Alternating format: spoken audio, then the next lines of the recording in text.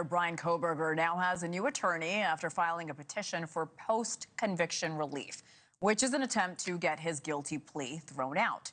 Kohberger now claiming he was, quote, convinced to falsely confess to murdering the 4 University of Idaho students back in 2022.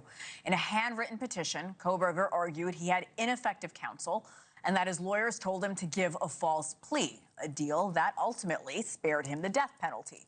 He is now serving 4 consecutive life sentences. This week, our Jesse Weber sat down with the family of Kaylee Gongalves, one of the 4 victims. When the noise subsides, the conviction is going to remain the same. The defendant's going to remain behind bars, and the truth will still stand. The defendant is a psychopathic narcissist who believes any attention is good attention. And I know that the only way to kill an ego like that is to starve it.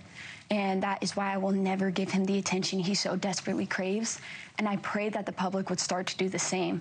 He doesn't deserve a name, and he most certainly doesn't deserve a spot in people's brains.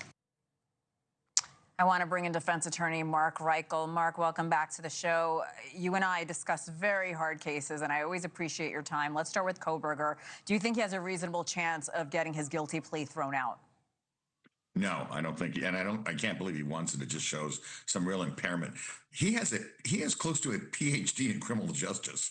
There's, he's probably as educated as many criminal defense attorneys or prosecutors are. For him to say, look, I didn't know what was going on, or I was misled, that's really, really tough. And also, all he seems to be saying is, jail is worse than I thought it was going to be.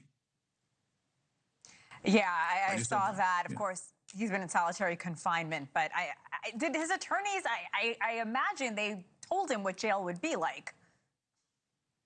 That's very, very common. First of all, what they had told him, the big deal was that, look, the death penalty cells, the death penalty prison that you're going to be in, where you wait for capital punishment, is really bad. That's really bad. And where you're going to go is better than that. And that's what he's saying. And he's saying, sure, it's better, but it's not that great.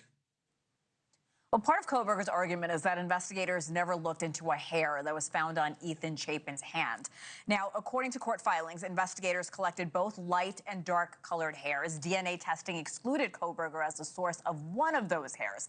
But do you think an argument like that gives Kohberger a fighting chance, or not so much? Not really. No, I'm sorry to interrupt. He has to have manifest injustice. He has to show that this is really, it's really unbelievable that he could be found guilty.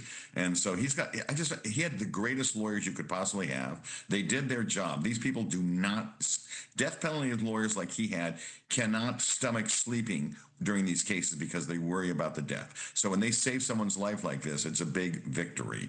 And so I think he got a heck of a deal. And it just, a lot of the time these guys are over there in isolation and they want to get out.